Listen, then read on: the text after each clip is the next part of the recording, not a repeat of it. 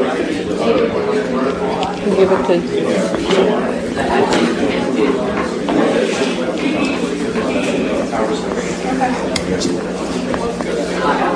Hi, Tom. Nice to meet you. Good.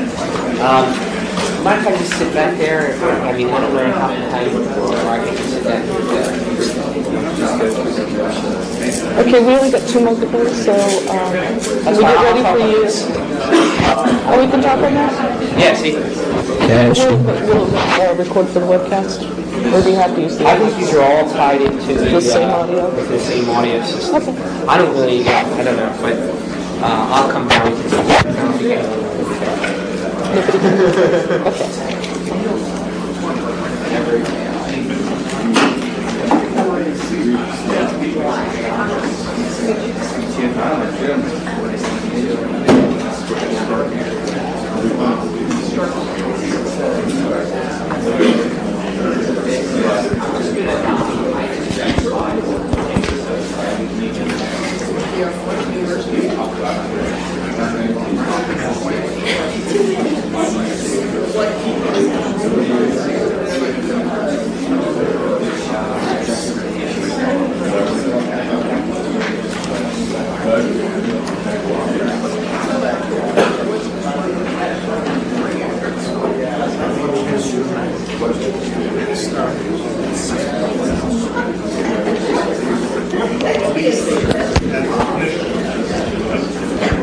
I didn't slam this thing.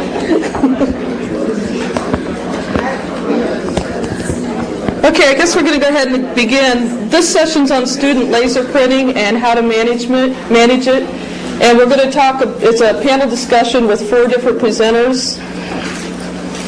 The first presenter will be myself, Deb Bernard. I'm the director of the Law Technology at Capital University Law School. Presenter number 2 is Cindy Dean, and she's from the University of New Mexico, Technology Services Manager. Number 3 is Jim Velko, Head of Computer Services at John Marshall Law School. And number 4 is Tom Ryan. I think we heard from him earlier if we were in the session this morning. Consulting System Administrator for Rutgers. Okay. And first talk will be how Capital University Law School in Columbus, Ohio, how they approached managing laser printing by students. We went into our new building in June of '97, and it was the first time Capital University actually had a network. So it was the first time we had options. And at first we just hooked up those laser printers, and we were so excited. We had 2 5SI HP laser jets, and they printed away day and night. And it became clear very soon that we needed a policy. The students weren't picking particular pages when they wanted to print. If they wanted a case, they just printed the whole case. If they found it on the internet, they were printing entire books that they just wanted to browse later for after hours reading, I guess. And sometimes they change their mind halfway through the print and just leave it. It was really disheartening to see large stacks of 2 reams of paper just sitting there printed that nobody wanted. The other one was the wear and tear on the LaserJet printers. We hadn't depreciated them in our budget as fast as they were actually depreciating just from the high-end usage that the students were using. We also didn't have the supplies in our budget for what they were doing with the paper and toner.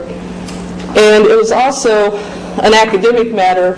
It was very hard to keep enough lab monitors nights and weekends to keep the toner and paper in, and sometimes there were valid uses for the printer, and those students many times wouldn't get to actually print their pages because it'd be out of toner, even though we'd try to stock it by the door.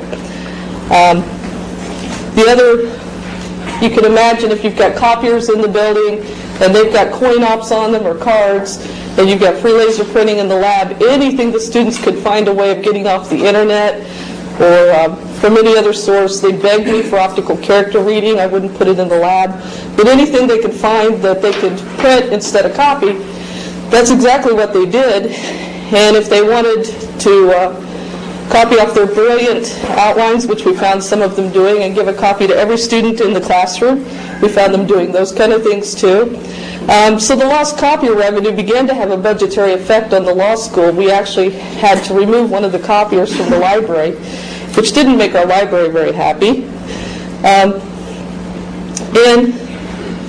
it was just not likely to be the environment in the workplace. When they go outside, we tell them that their experience in law school is supposed to get them prepared for what they're going to find in the workforce out there in the legal firms. And it just isn't reality. I mean, most of them would have a talking to very quickly if they tried this kind of behavior outside the school. So what we did, well, we were an NT environment to begin with. I'd come from University of Dayton several years ago. They were using P-Counter for Novell, and it worked very well. And I was hoping that P-Counter would come out for NT. We were one of the first users of P-Counter for NT. And we changed our laser arrangement in the lab. We moved one of the 5 SIs out of the lab, and we didn't take away services. We added a smaller laser printer and stocked it with resume paper and envelopes so that they could also do resume printing, which was another feature they were highly looking for. We charged them for the difference because we didn't want them bringing in their own. One of the jams we constantly found in our lab was them bringing in dirty, wrinkled, high humidity paper that was resume paper. It was jamming up those, so we took care of 2 issues at once by changing around the lasers. Here's what our actual policy with the help of P-Counter said. We started out by giving the students 500 free pages, and Cindy Dean, when she'll talk, is going to give you the URL for University of Richmond, which shows what a variety of schools are using. What we were trying to get was, we weren't trying to charge the students. We weren't really trying to make any money off laser printing. We were trying to get the students to think about what they were doing and try to get them to manage their printing better. We found at 500 free pages per year, we had over 25% of our students pay. So the next year we upped it to 750 pages, and right now we have about 12% of our students paying for printing at the end of the year, which I think is a fairly good ratio. I think we're getting the high-end users to pay for the services, and everybody else is getting a free ride. So we moved it to 750 pages per academic year, and that is from August to August. After they go over 750 pages, we allow the students to print up to 667 in the whole. We tried to get them up to $100 worth of credit. That came out to 666 pages, and I just couldn't bring myself to do that. So we threw in an extra page. And takes them up to $100 and like a nickel or something like that. That they can go in the hole. The purpose for that was to keep the pressure off the lab. I wanted to make sure that they could print on the weekends. They had plenty of notices that they were going over. They had plenty of time to pay their bill. I didn't want to be in the position that we had refused to allow them to print, and they had an assignment due, and some of them had an awful lot of pages to them, so we allowed them to go in the negative. With the resume printer, because we supply the envelopes and the paper for that printer, we charge 3 pages for every page they print on that resume printer, and that seems to work out pretty well for them. Each print job in our lab creates a banner sheet. For the longest time, the students said they didn't want to waste the paper, they didn't want the banner sheets, but at the same time they were saying, but they didn't know they were going over. So it's not their choice anymore. We have a banner sheet that prints. It doesn't charge their account. It's only there for their information. And I made a Adobe Acrobat copy of what that would look like. One of our faculty calls PDFs pretty damn foolish, because he is never able, it's like every time he tries to use it again, there's an upgrade that always tells him he needs to go out and get the latest. So he doesn't use it very often.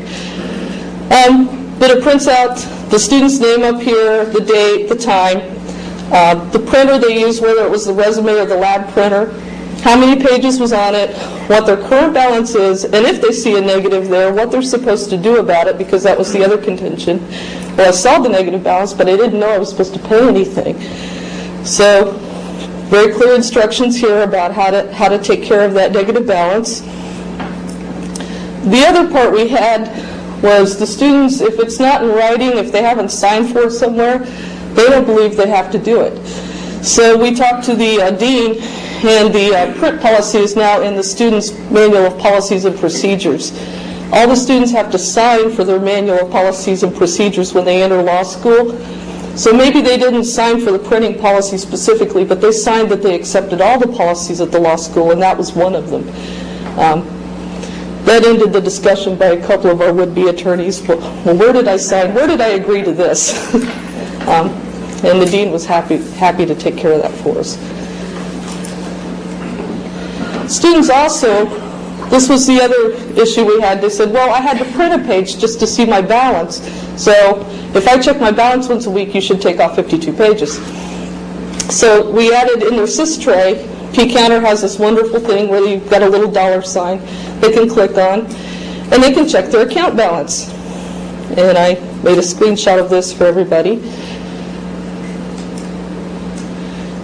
And the $ sign is right here, and it pops up the student user's name. It doesn't say student user, it's their actual username, and what their balance would be if they clicked on that.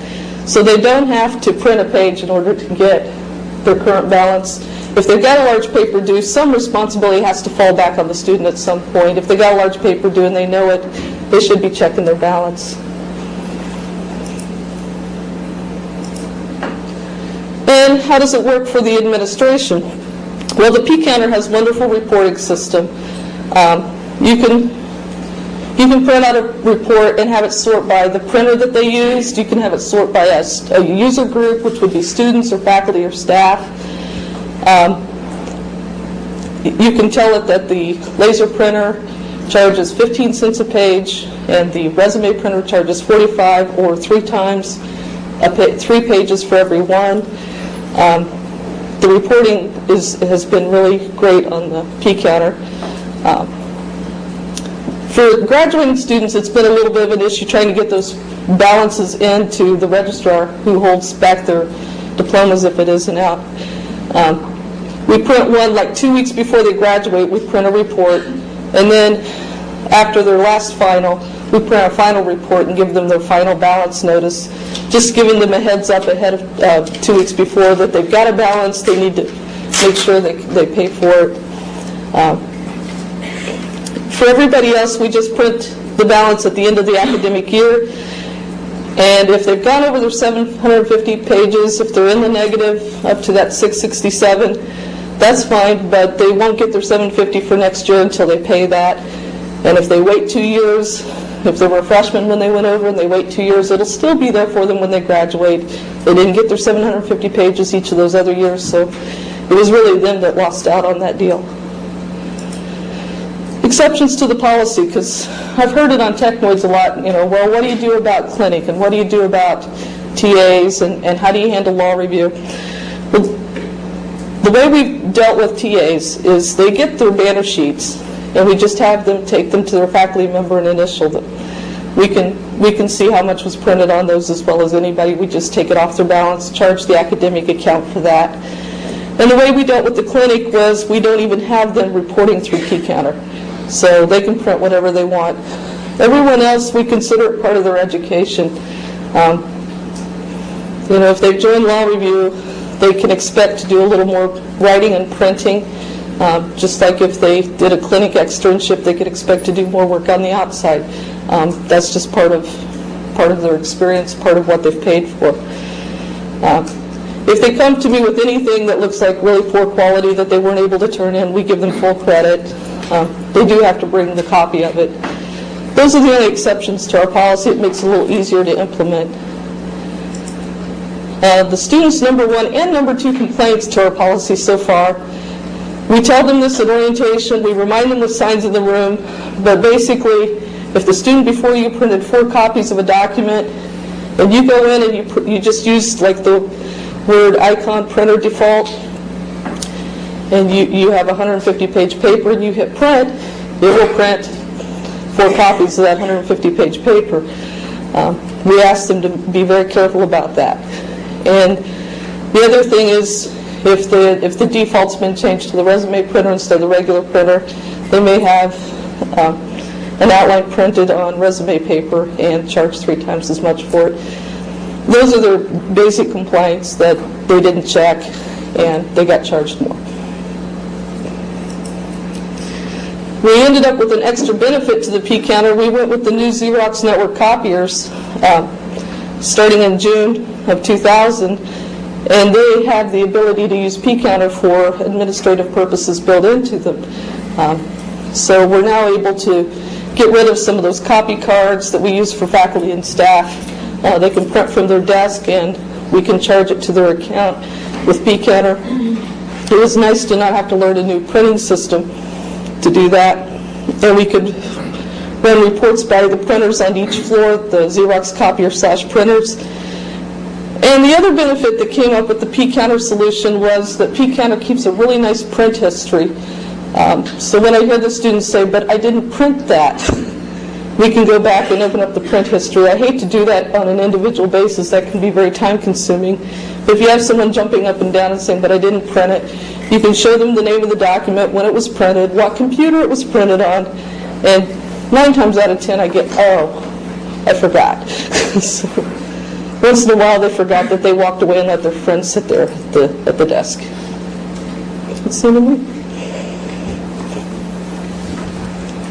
Excuse me.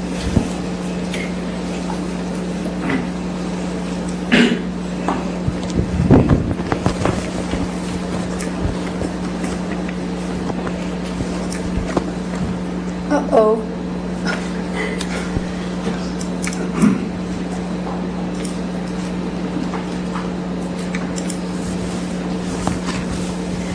Well, as Deb said, I'm Cindy Dean, and I'm from the University of New Mexico. Go Lobos. When I talked to John about sitting in on this panel, I didn't do it because I had any answers. And so if you're here to find out how to solve your problems, you're not going to hear it from me. I'm going to tell you about our experiences. If you know me from Technoids, you know that I typically have more questions than answers, and that's true with this topic as well. So here's a little bit about us. We're a small public school. There are 4 of us in computer services. We got started in this. I'm new to the law school. I came in from the outside. As soon as I started, the people in computer services came down and said, the printing is out of control. You know, you've got to do something about it. Like Deb said, people are printing Westlaw, they're printing Lexis, they're leaving them in the lab. You know, the amount of paper that we were going through is ridiculous. The Environmental Law Society students came to me and said, you've got to do something, you know, it's bad for the environment. So being new, I thought the best thing for me to do for a little while, about 6 months, was to just sit back, watch the situation, and not do anything. So that's what we did. I asked the Environmental Law Society students to put out an email asking their peers, you know, to curtail their printing. You can imagine what effect that had. None. So at the time, we had a computer committee. I took the issue to them and said, look, you know, here's some solutions. What do you want to do about this issue? And we decided to look at a couple of different software and a hardware solution. We looked at Print Control. They are also the makers of Quota Server. We looked at P-Counter, and we looked at one hardware solution, the copy card. Why did we pick P-Counter? Well, we were using Quota Server at the time. We're not now. We're an NT shop. We had Alpha servers. We had a terrible time with Quota Server. It was the only application running on that particular box. It hung constantly. We were always rebooting that server. I was concerned about the same thing going on with Print Control, and maybe it would have run fine. We looked at the University of Richmond survey, and if you've looked at it, you know that a lot of people are using P-Counter, and plus it was cheap. It was probably, I don't remember exactly, but probably a third of the cost of what we would have had into Print Control. So our goals were pretty simple. The computer committee came up with these goals. We took them to the faculty committee. The faculty approved them for implementation. We were going to give the students 500 pages a year, 500 pages a semester, 1,000 pages a year. We are not going to let them carry over the balances. It's a use it or lose it. We wanted to run the icon that Deb showed you, the W balance. It's a real nice little program that runs all the time. We wanted to run it for everybody so that they could check their own balances. We wanted to warn them when they got within 10% of their quota by sending them an email and letting them know that they were getting close. We didn't want to, I can't imagine having charging our faculty for printing or asking them to curtail it. They don't even like being asked to, being reminded by it. So we just wanted to promote awareness, personal awareness for everybody. So we really emphasize using that W balance to check the balances. And then we wanted to set all of the printers to duplex by default. So our goals were pretty straightforward. We thought that, simple. So when I was thinking about, and even up until this morning, I was trying to decide what I really wanted to talk about. I've talked to a lot of you offline about P-Counter. I went into it thinking we're a pretty average technical shop. We have 4 of us. We have a pretty good LAN administrator. I thought that it would be a very straightforward implementation. We had downloaded it from the web. We had a summer in which to kind of play around with it, get it ready for the fall semester when we did the implementation. And I thought, a month, we'll have it cracked in a month. We'll know what we're doing. We'll be up and running. Well, we ran into some real problems with the implementation, and I don't want to come off as being dissing A&D technologies at all. But there were some issues. I've talked to some other of you that had issues, and so I thought that I'd just talk about them real briefly in addition to the administrative overheads. We had downloaded a copy from the web early spring, and then went ahead and registered, bought it, and when we were trying, the documentation is sparse. When I was trying to do the email, you can let students know one of 2 ways that they're getting close to their balance. You tell it what the low balance limit is, and then you tell it how you want the students to be notified. And the choices were an email or a broadcast message. And we decided that we wanted to do it via SMTP mail. So the documentation said to go into the data server configuration tab, to the transport tab, and to select either broadcast or SMTP. Pretty straightforward, right? So that's exactly what I did. I went to the data server configuration message transport tab, and here's what ours displayed. Can you read it? It says, more to come soon. So I thought, well, this is a little bit bizarre. What do I do now? So I sent an email to Andy at A&D. Andy, I think, is probably the marketer, the developer, the bottle washer, tech support, you name it, you're talking to Andy. Nice guy, very responsive. So I told him, and you can read this for yourself, he said, the transport tab has never said coming soon. Okay, it said more to come. This page determines whether messages are sent via broadcast, email, or both. Go to the data server configuration to configure the balance notification message. Well, there's a problem with that. We didn't have that configuration. So I emailed him a bitmap, and he said, oh, yeah, well, you need to go and download a newer version. Okay, we had just downloaded a version about a month ago, but we'll do this. So we went, we looked at the version. It was off by it was a 0.05 C instead of B or something. So all right, we went ahead and played this game and downloaded it, and it didn't work. So this kind of went on for a while, and again, I'm not trying to diss Andy or Andy Technologies, but we had probably 3 weeks of doing emails back and forth. He logged onto our server. He could not make it work, so I had no hope of making it work. So finally, he said, okay, I'll tell you what I'll do. I'm going to send you a better version of the data server, a version of the data server that had better error messages. It's kind of the way I felt when he said that. This is trouble. So it worked. I downloaded this, or he sent me this data server. I installed it and restarted the server, and it started working. So I said, wow, I hate to look a gift horse in the mouth, but what could you do different to make it work? He said, oh no, the code didn't change. I just put in better debug error messages. I'm thinking, well, this is odd. So I said, no, really. I don't really want a special port, because then doing upgrades is going to be a problem. Can we work on this a little bit more? And he said, oh no, it's not a special port. It just has enhanced error messages. So at that point I said, okay, tell me why it works then. And he said, well, NT is very mysterious software. So that may be true, but I still don't know why it started working. So that's all I wanted to say about the implementation. It was not trivial. I think that it took us a lot longer than what I had anticipated. So then, the administrative nightmare began, and you know what? It's still going on to this day. We started this a year ago. In the fall of 2000 was our first year of doing it. The dean sent out a memo saying, 500 pages, you're cut off after that. And then you need to come to us to justify why you went over that 500 pages. Well, within a couple of weeks of the semester, we had a handful of students, a dozen or something, that were over their 500 pages. We're talking 2 weeks into the semester. So, of course, the memo said a dean. We have three. We have an academic associate and administrative and the dean. And so, of course, he delegated to one of the other deans who just threw up their hands and said, this is a full-time job. You have to have another dean to deal with the printing overages. So I wasn't the dean that wanted to handle it.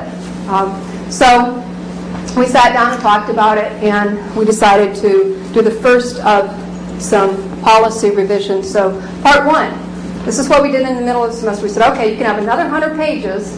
And we're talking, 3 weeks into the semester at this point with people over, and we're going to give them 100 pages and think this is going to work.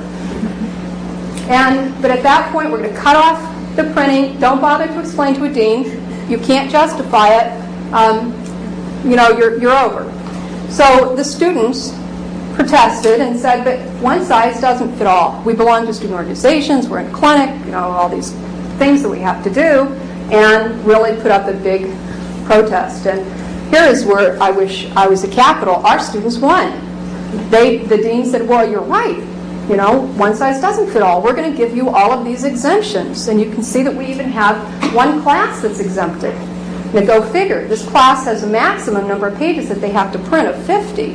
So why that one got in there, I don't know. So we exempt clinic, all of any journalist work, the research assistants. We have a library full of students. And then, of course, the bad pages as well. So here's how we're handling it. The students asked for a print history, and it's interesting that Deb said that she tries to avoid those. Man, that is our life. One of the people from our law school is sitting in the back here in the computer services department, and she can tell you she's responsible for doing most of the stuff with P-Counter, and it's a problem. We print out their jobs, sorted based on the printer that they were printed at to make it easier for them to find their clinic jobs. They highlight every job. They try to track down a faculty or student supervisor who's supposed to actually look at what documents that they printed and say that it was for clinic and then initial it. The student is then to total up the pages, and these printouts are not real easy to read. And then they return it to us, and we credit back their account. We do not let our students take part in that. It has to be one of us. We tell them they can only do it Monday through Friday, 8 to 5, and repeat as necessary 6 times a year, half a dozen times a year, I'd say. Some students were requesting these reports. Sometimes it was, well, I lost the last one that you gave me. Sometimes it was, well, I printed some more since then. And the problem, if you think about it, if you give them a history from the beginning of the year, you've credited back, say, 200 pages. What's to keep them from getting credit for those 200 pages again? Unless you do the print history only from the point that you did the credit forward, which is a real pain. So the whole reporting thing, the exception process is really bad. So we revised the policy again. We thought, okay, how can we cut down on the administrative overhead? So this semester, the spring of 2001, and this was my idea, and I admit it wasn't a good one, but it happens. We notify them when they hit the 550 pages, but then we let them continue to print. We still run W balance, and they're supposed to be checking their balances. We don't do a banner page. 2 weeks prior to exams, we print out a report for anybody that is close to or at or over 600 pages, and we had students literally in the thousands by then, 2,300 pages. And we give them the report, and then we give them 2 weeks to take care of it. Well, our thought was, so they get one report, and they have 1 2-week time period that we all pay the price. Everybody's in pain over this 2-week time period, but at least it's shorter than the whole semester, and that's where we're at this point. We told the students they can't print after that 2-week time period, which just coincidentally coincided with the first day of exams. Really dumb. We told the 3Ls that we're not going to certify them to the bar if they have any overages, and we told the 1Ls and the 2Ls that they can't print in the summer or in the fall if they don't take care of their overages, and that's where we are today. Was it worth the trouble? Well, I wish that I had kept track of the paper usage before we started this. I can tell you intuitively that we recycle our jobs every Sunday. When I go into the lab now on a Sunday, which I try not to do often, but when it happens, I don't see the stack of recycled paper of jobs sitting there from last week. It did make the students aware. The Westlaw and the Lexis has been completely eliminated. They don't print the Westlaw and Lexis documents to the lab anymore. I couldn't tell you the last time I saw that happen. So that's a huge bonus right there. The administrative overhead is still a pain. Students, even after we said you have this 2-week time period, they came back during the middle of the 2-week time period and wanted another report. They just hated the new policy. They said it's too close to exams. They're probably right. They said we should be focusing on exams, not running around trying to find faculty and staff to get these signed off on. They're probably right. A lot of the faculty were not around at the time. And this was an interesting side effect. I had staff complain to me that even though we weren't tracking their usage and we can, of course, the P counter keeps track of everything that's printed. We put it on all of our printers. The staff really felt like it was too intrusive because we could find out what they were printing if we chose to, and we wouldn't, of course, but the staff really, a lot of them did not like our new policy. What I would do, I wanted, if I could change the world, I wanted to get our accounting department out of the business of handling money. I got us out of it, but my original plan, my recommendation, was that the bursar handles all charges, that it just gets added to their bill. And for some reason, our accounting department is simply refusing to let that happen. They want to sell the pages to the student, which is what happens. If you want extra pages, you go to accounting, you say how many pages you want to buy, you get a receipt, and you bring it to us, and we give you the credit. It would be so much easier if for overages, we could have the bursar's office just take care of it as a part of another charge. And so far, that's not happening, and I don't think it will happen. This whole exception thing is just a pain. It's the biggest headache. If we didn't have exceptions, it'd be great. Now, someone did mention on Technoids, set up a separate queue. Well, that's a possibility. I'm not saying it wouldn't happen. But I don't think our students are going to select a different queue to print to. They're just going to print. And then they're going to request print history. They're going to say, oh, I forgot.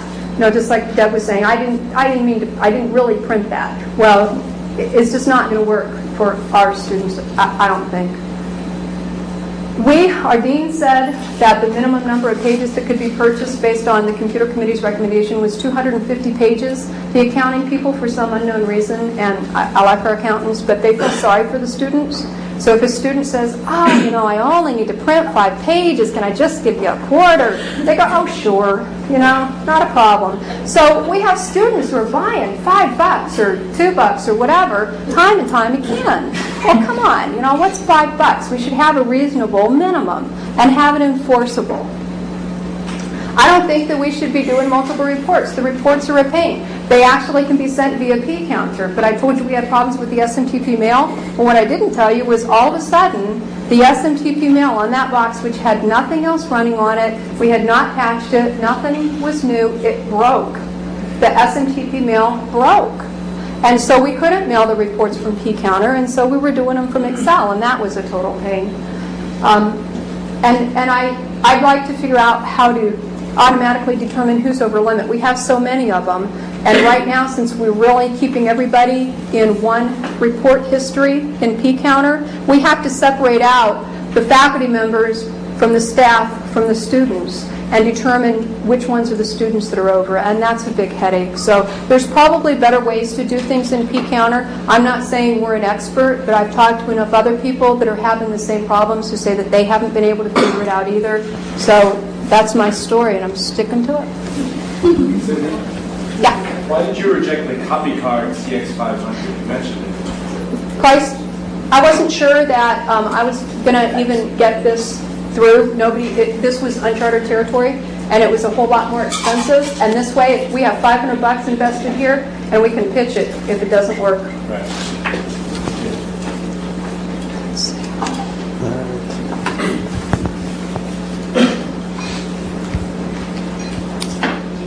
Okay. Hi, I'm Jim. I'm from John Marshall in Chicago, and I'm going to talk about value cards and student printing, because we have done the P-counter thing and gone through what Cindy's gone through, and it's been kind of a mess. So just a little bit about John Marshall. We're an independent law school. We have no university affiliation. We're in downtown Chicago. We've got about 1,300 full-time enrolled students. I have 6 full-time computer service department employees that work for me, and then I have 4 part-time CSD employees, which are student, and sometimes they're good and sometimes they're not. We have Novell servers and NT desktops. The value of value cards. I'm going to talk about the problems that we encountered with P-counter. I'm going to go over that real quick. The value card option and the implementation, my experience with value cards and some with P-counter. I think the problem I had mostly with P-counter was the collection problems, and Cindy talked about that. You can stop printing at limit, and again, it just requires a lot of administrative coordination. Who does the student pay? Do they pay the bursar? Do they pay the computer department? Do they pay the circulation desk? And then who adds value to the account? Do they go down to the bursar's office, get a receipt, and then come back up to the computer department? So there's a lot of running around. I think for the student, that's very inconvenient, especially weekends and after hours. There's nobody in the bursar's office to pay. They can't print. So there's no automatic payment station, and it ends up being very frustrating for the students. Also, you can do the rollover at limit, and how do you make students pay? You can do the import-export the P-counter data and do the per semester reports. Again, that's a lot of administrative overhead. You got to send it down. You got to do this. You got to do that. What happens, I find, with that encounter, when you do that, is I've found that administration overrides the holds on the student accounts, because the student will go to the dean and say, oh, I had to print it, I pay all this tuition, I shouldn't have to pay for it, da-da-da-da. They override the hold. So the students end up not paying a lot of the times, because the dean says, well, okay, fine, I'll let you go. And then the IT department looks like the bad guy because you're making them pay, because you're the one who's making them pay. So we decided to go with the value cards, and it's a hardware-based print control. Students are aware of the value on the cards. Collection is very simple. It's just like a regular debit card. You're probably all using it with your copying machines. You can use it on copiers, microfiche. So yeah, it's a debit card. Students can see the queued print jobs. So when they put their card into the card reader on the screen by the printers, and you'll see in a minute, they'll see all the print jobs that they've sent to the printer. And they can choose any one of them that they want. Students have immediate feedback on balance. We'll see right here. You see right here, this student has 3 print jobs in the print queue. And it tells you exactly how many pages, what the cost is, when you printed it, time and date. It's really nice. Right down here, once you select it, you'll see the pages and the cost and the balance. Balance right now is $145. So what you do is you highlight. Let's say we want to highlight this web page. This is a print job. It highlights it. It tells you right down here the pages and the cost, and then the card balance. You can print the selected print jobs. You can delete the print job. You can select all and delete them. You can set it so it deletes the print jobs after a certain amount of time. We have it set for 48 hours. So it's in there for 2 days. If they don't want it, it's gone. We have the add value stations, which I'm sure, again, you're probably familiar with the copying machines. It's very convenient to use. They can always add value. But what to expect if you want to do something like this? Additional hardware is necessary. It's not like implementing P-counter, which it's a pretty simple solution. You add some software and you're kind of up and running. With this, you have the cost of additional equipment. You have the card readers. You have additional computers that need to go next to the printers, you have the cost of the cards and the software setup, the cost of the software. This is a typical. This is typically how it looks if you were to set this up. Right up here, this is your network. These are your workstations. What you do is you set up what we call a hold queue, and the students default. They can't print to anything else. They print to the hold queue. When it goes into the hold queue, it goes into this machine that sits next to your printer. They put the card in, and then the print job comes up on the screen. When they hit print this job, it gets sent to a second queue, which is called the release queue, and that's the only way they can get the print jobs. It's very, very reliable. I've not had any trouble with the software, so that's a good thing. This is kind of what our setup looks like. This is the workstation. That's the monitor where they see the print jobs, and then we have two printers here where the output comes. Okay. I've talked to a number of you about like what you're doing, on Technoids and so on and so forth, and I found that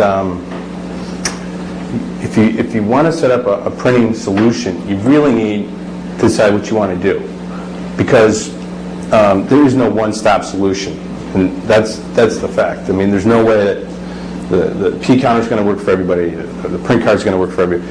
Everybody's got a different environment, and so it's always going to be different. As far as card systems, I am just learning myself about some new types of cards. We're currently using what they call mag stripe, and it's just a regular generic card. It's got a magnetic stripe on the back of the card. It looks just like the copy card. That's what we're using right now. What I'm going to go to is the smart card. It's got the embedded chip in the card. I'm going to talk about that in a minute. But let's talk about the mag stripe. Mag stripe, they're very inexpensive. The cards are really cheap, and the hardware is pretty cheap. It's not very expensive. Again, it's very easy for students to use, very easy for them to understand, and you may be even able to use legacy hardware. What I mean by that is on your copiers, if you want to integrate everything, that's what I wanted to do, have one card for everything, you may be able to actually use the card readers on your copy machines to read the cards that are used for printing. So it's all one thing. But the problem with the mag stripes, there's no audit trail. I can't look at what the students printed. There's no way. Once it gets released out of that hold queue on that computer by the printers, it's gone. I have no idea what they printed. I can't tell what happened. I can't track the students' printing habits. I can't track the value left on their card. I can't track usage. So what it ends up, it makes reissuing cards very, very hard, because you end up having students who lose their cards, and then they come to you and say, I want some value back. I have to print. How do you know? How do you know how much they have left? That's the problem. And this is what happened. My first year, I did it. I integrated the value card with the ID card. It sounded great. They had one card, ID card. On it had the barcode for the library, so it had everything on it. I thought, this is great. Students have one card. They don't need a copy card, because now we integrate it with the copiers. We gave them 600 credits. I think they enjoyed. They liked.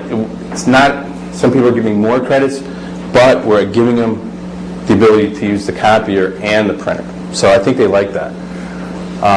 But what happened was, again, is they lose their card. They come to you, say, look, I need more copying. We get some in the first semester, and we're like, okay, fine. I'll give you 300. That should last you to the second semester. You'll be fine. Well, what happened was, it seemed that word got out that we don't know how much value is on the cards. So by the end of the second semester, we were getting 5 students a week, at least 5 to 10 students a week, saying, I lost my card. I need more value. So I said, well, it's a little fishy for me. So I decided on the second year to issue 2 cards with 300 credits each. So if you lose one, you got another one. And I said, put it somewhere safe. So if you lose it, you can always go back and get the other one. And I also had them sign a consent form that said, if you get these, you're not getting any more credit, and if you lose the cards, you're out of luck. Which actually kind of worked pretty good. It worked pretty good this year. But the problem I found with this is you have to issue these cards, and it requires 2 of my employees from 10 to 10. They have to sit by the add value machine. The students got to come back with their ID card. They got to put it in the add value machine and add value to their cards. And it's a lot of overhead twice a year because you have 2 semesters. You have entering students in it. For us, in August and also in the winter or the spring semester. But here's what I'm looking at now. It's a smart card. It's great. And I wish I'd gone to it, but I don't think it was really as popular as it is now. It wasn't really out, I don't think, at the time when I started implementing this system. But the smart card, you can audit every student account, so you know their print history. You can audit usage between copiers, printers, microfiche. Wherever you have a card reader, you can get an audit on whatever and whoever's using it. You can shut off an account. So a student loses their card. You shut that card off. They can't use it again. Someone picks it up, it won't work. So if they want more value, then they get what is left on their account. You can see if users added value. So if they add value into the machine, you can see if they added value. So if they have an argument, say, look, I put $20 on this card, it's not fair. Well, no, you didn't. You put $5 on the card, and that's all you're going to get. And you can set expiration dates for the value, which is an interesting thing. And that's one of the things that you can't do with anything else, at least with the mag stripes. Smart cards are much more expensive. The per card cost is almost 10 or 20 times more than a mag stripe. Hardware cost. It uses different kind of card readers, so it's more expensive as well. But I think you get a lot more administration and you got a lot more control. And we all like to have control. So my feeling is what I'm going to do this year is I'm going to implement the smart card system. I'm going to give all the students smart cards, at least the entering students. I'm going to give them one card with 1,500 credits. And then that's going to last them for the entire 3 years. It's not necessary to credit them every year. I don't have to have the overhead at the administration. I can reissue and revalue cards easier because I have an audit trail. I know how much I know how much printing they've been done. So if they lose a card, I can always reissue another one. The nice thing about it is it can be used for other debit purposes. So it gives you a lot of scalability for the future. So who knows what your school is going to do in the future? Maybe they want to do some kind of debit card system. You already have that in place, and they can use that. It's a good question. Is it cost effective? Well, I don't know. I'll tell you next year, maybe, whether it's cost effective. Obviously, replacing printers, LaserJet printers at $4,000 a pop every couple of years is not cost effective. Will it work in my situation? Again, this is the thing that everybody here has to understand. Some of you are affiliated with universities that already use a debit card system. They may not want you to have your own debit card system. Your cards may not work on their card readers in the university. You may be using a Nobel system. You may be using an NT system. So everything's very different. There's a lot of variables that are involved with it. So what I say is really, before you even get into this point to say I'm going to use debit cards, understand the undertaking that's involved, because there's a lot involved. And you get what you pay for. I mean, with the mag stripes, it's cheap, it's easy, but there's a lot of administrative overhead. Be open to change. I think everybody here in technology, that if you're not open to change, I think you're in the wrong room, because you need to be open to change. I went from P-counter, said, okay, I'm going to go to magstripe, now I'm going to go to smart card. So I'm open to it. I don't care. I'm going to find the best way to resolve the situation. And I can't emphasize this more. You can never anticipate every student, and you have 1,300 students, you have twice as many reasons why they need free credit, okay? So there are always some kind of reason why they need something. So to wrap it up, P-Counter's got a lot of collection problems, a lot of issues and administrative issues. Magstripe cards, very inexpensive, but there's a lot of administrative overhead, and you lose a lot of control. With the smart cards, yes, it is expensive, but you have a lot of scalability and a lot of control, and really at the end, every situation is different. So everybody has a different situation, and again, it's not a one-stop solution. So that's it. Think time tonight?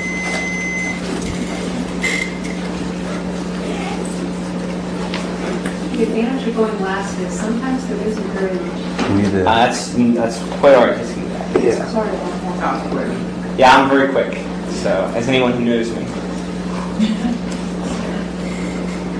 Except you can only interpret that so far. All right. Okay, I can see who has a sense of humor. All right.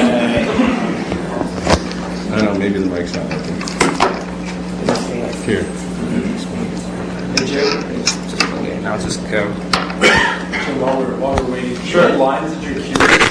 What's that? Good lines of people waiting at the queue. Oh, we used to, but now we actually we No. need two No, sir. laser jets each queue.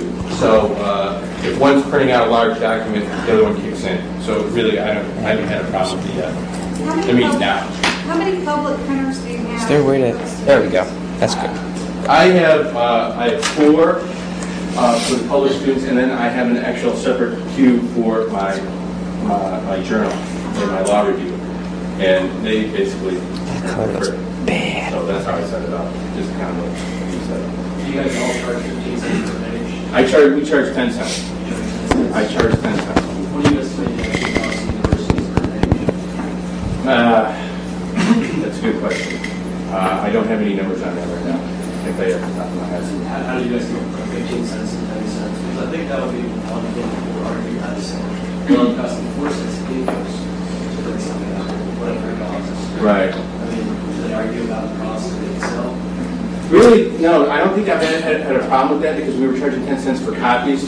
So they really didn't have a problem with the cost per page, I don't think. They were already used to that price anyway for copying. And plus now we're giving them copying for free, so I actually think that they're kind of grateful that we're doing that for them. And I'll tell you, the copier usage has gone skyrocketed. Unbelievable. Unbelievable. So does that money go back to the general market fund? Yeah, exactly. All right. I'll skip all of the telling you about P-Counter, why I didn't like it. Basically, I like to hack around with stuff, change things, and P-Counter didn't do what we wanted it to do for a couple different reasons. The first being that our printing supplies are not provided by us. They're provided by the main computing services.